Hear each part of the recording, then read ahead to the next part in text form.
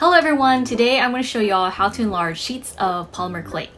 This is useful if you made a pattern, design, or gradient that ended up smaller than what you needed, but don't want to redo everything from scratch. Next, I'm going to show y'all how to connect multiple sheets of polymer clay together to create an even larger sheet. Assembly sheets together is useful if you need a sheet larger than what your pasta machine can handle. Enlarging sheets with white clay. Here I have this basket weave design I made out of rectangular canes in my previous video called Polymer Clay Canes for Beginners. To enlarge this sheet, which is also called a veneer, is pretty simple. Take some white clay, condition it, and run it through the largest setting of your pasta machine to make a base layer.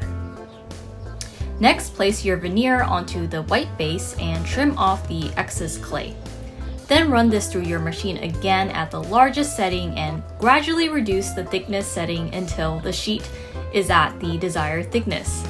Keep in mind that this method stretches the veneer and thins it, so the veneer on top will blend a bit into the white base layer underneath, which will slightly mute the colors, which is why white clay is recommended as the base layer for this technique. You can also experiment with different colors. For example, for this project, I might even consider using light brown clay instead of white. Now you have an enlarged sheet of polymer clay that you can use as a veneer to decorate any number of surfaces. Connecting polymer clay sheets. This next technique I'm going to demonstrate is going to allow you to create large polymer clay sheets by connecting multiple pieces together. First, take two pieces of surface sheets you would like to combine together.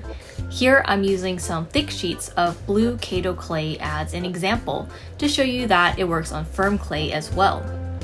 Identify the ends that you will join together and approximately 1/16 of an inch from the edge, slice down at a 45-degree angle.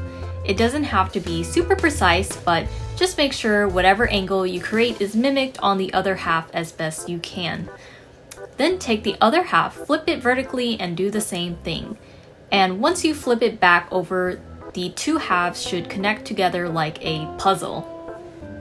Join the two pieces together, then get some parchment paper to cover the seam and burnish it to smooth it out.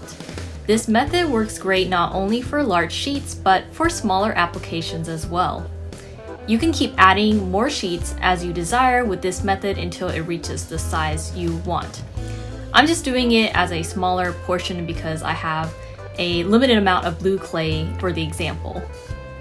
After you're done, consider adding texture to your background using coarse sandpaper or rubber stamps. Thank you for watching till the very end.